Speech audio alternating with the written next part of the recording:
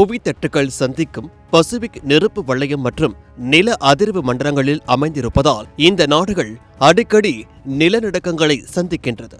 அவை Indonesia, Japan, சீனா, Philippines, Iran, துருக்கி, Mexico மற்றும் பெரு நாடுகளில் அடிக்கடி நிலநடுக்கம் ஏற்படுகிறது. இதில் குறிப்பாக இந்தோனேஷியா மற்றும் ஜப்பான் நாடுகளில் சிறிய நடுக்கங்கள் முதல் தீவிர நிலநடுக்கங்கள் வரை தொடர்ந்து பதிவாகிறது. பூமி ஒரே தட்டாக இல்லை, அது பல பெரிய டெக்டானிக் தட்டுகளாக பிரிந்துள்ளது. இந்த தட்டுகள் தொடர்ந்து மெதுவாக நகர்ந்து கொண்டே இருக்கின்றது. சில சமயங்களில் இரண்டு தட்டுகள் மோதும் போதும் விலகும் போதும் அல்லது ஒன்றன் மீது ஒன்றாக சரியும் போதும் பூமிக்கு அடியில் அதிக அழுத்தம் உருவாகிறது.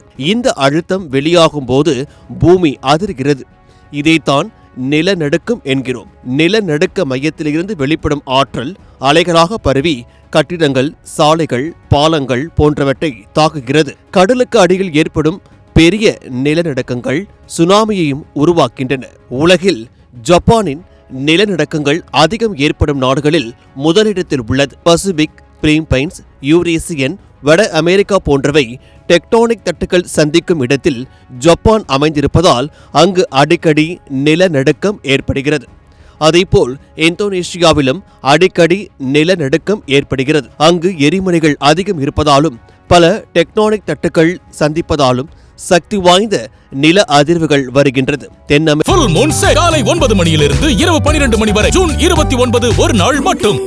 அமெரிக்கா நாடான சிலி உலகின் மிக சக்தி வாய்ந்த நில அதிர்வத்தை சந்தித்தது. 1960 அங்கு 9.5 ரெக்டர் அளவில் நிலநடுக்கம் பதிவானது. மெக்சிகோ, பெரு போன்ற நாடுகளில் அடிக்கடி நில அதிர்வுகள் ஏற்படுகின்றது. ஆசியாவில் சீனாவும் அபாயகரமான நாடுகள் பட்டியலில் உள்ளது. அதிக மக்கள் தொகை இருப்பதால் அங்கு ஏற்படும் நில அதிர்வுகள் பெரும் உயிரிழப்பை ஏற்படுத்துகின்றன. சமீப காலமாக துருக்கியும் தொடர் நிலநடுக்கங்களால் பாதிக்கப்பட்டிருக்கிறது.